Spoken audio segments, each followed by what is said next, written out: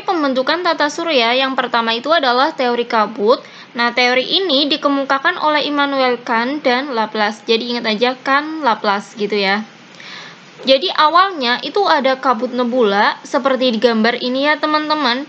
Nah, terus si kabut itu berputar gitu loh, berputar cepet gitu kan. Nah, lama-lama yang bagian tengahnya itu jadi memadat gitu loh. Nah, ini bagian tengahnya udah kelihatan itu kan. Nah, ini yang menjadi matahari.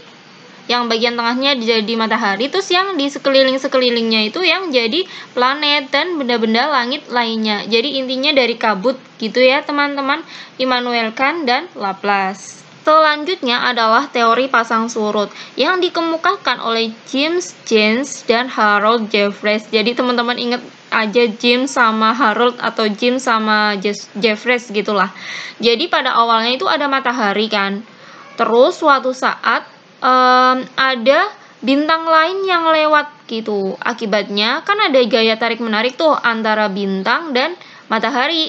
Nah, terus terjadi pasang gitu loh teman-teman. Pasangnya tuh membentuk seperti ini nih teman-teman, seperti cerutu gitu loh teman-teman. Nah, lama-kelamaan si bintang itu kan menjauh gitu ya, menjauhi si matahari. Kan semakin lemah gitu ya tarik-tarikannya. Nah, terus sebagian massa yang di sini yang dekat matahari itu bisa balik lagi gitu loh. Nah, jadi surut gitu kan, kayak pasang terus surut gitulah. Nah, yang nggak bisa balik lagi tuh melayang-layang gitu seperti ini nanti akan membentuk planet gitu, planet, asteroid, bintang-bintang bintang lah, benda-benda langit yang lainnya gitu.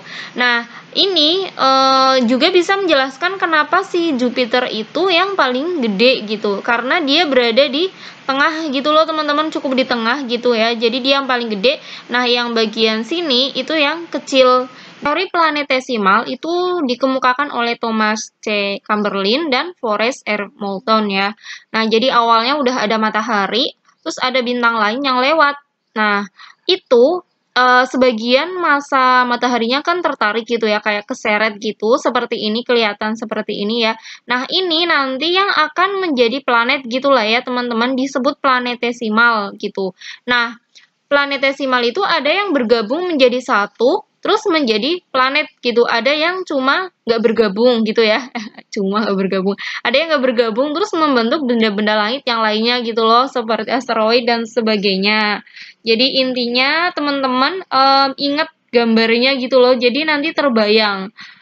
Ingat juga penemunya Thomas C. Chamberlain dan Forrest gitu ya. Thomas dan Forrest. Selanjutnya adalah teori bintang kembar yang dikemukakan oleh Fred Hoyle. Nah, jadi pada awalnya itu udah ada dua bintang gitu ya, teman-teman. Ini teman-teman lihat di sini bagian ini ada dua bintang, terus tiba-tiba suatu saat ada bintang lain yang menyelinap lewat gitu ya. Pokoknya bintang lain lewat terus nabrak salah satunya.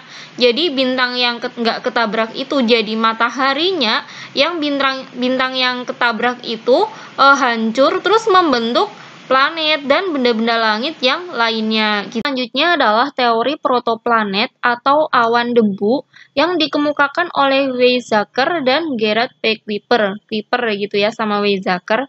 Nah, jadi awalnya itu ada awan gas dan debu yang mengalami pemampatan gitu. Nah, ini debu-debu atau partikel-partikel yang lainnya itu akan tertarik ke pusat awannya.